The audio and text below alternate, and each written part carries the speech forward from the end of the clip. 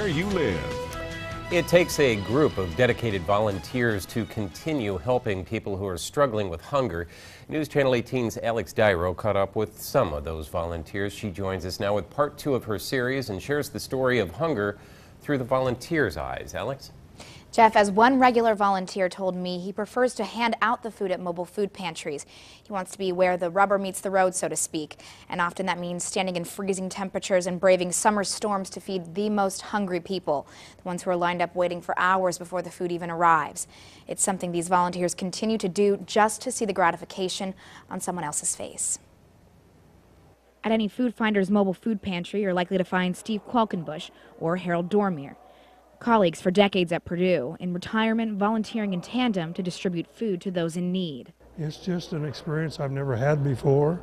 I've never been close to this kind of thing, but it is very satisfying to do this and provide. It's something I can do, give my time to do this. This is where the rubber meets the road. It's where we give the food in the hands of the people that need it. Their dedication to feeding the hungry is just one of many you'll find at any small mobile food stop. My goal when I got out of college was to, at the end of the day, feel as though I made a difference. And every day I leave Food Finders knowing that at least one person got food because of what I did. Groups like Food Finders that provide mobile food pantries and other services maintain that the need for the services they provide continues to grow. But it's not until volunteers begin handing out the food that they really realize just how great that need may be. There have been a couple patrons that'll go away in tears, that they're so happy that they've gotten enough food for the week. We had people standing out in the rain getting soaked. It was in the summertime, so it wasn't cold, but they were actually sitting getting soaked.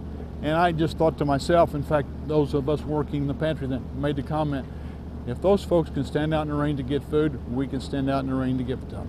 For many volunteers, working at food pantries is just a gentle reminder that there's a thin line between thriving and surviving. We're all a heartbeat away from being on the bread line. I'm among the very lucky few that well, not few, but among the very lucky that have a good retirement program. I don't have to worry about where my next meal is coming from.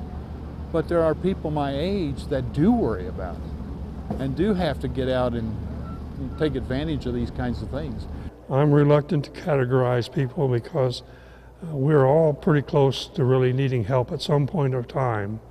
And it could happen to anybody who would lose a job and still, you've still got bills to pay, children to raise, clothes to buy, electric bills to pay. Something has to give. Now, every volunteer we spoke to told me there is always a need for more volunteers. To find out how you can volunteer or even sponsor a mobile food pantry, head to our website, WLFI.com. Alex Dyro, News Channel 18.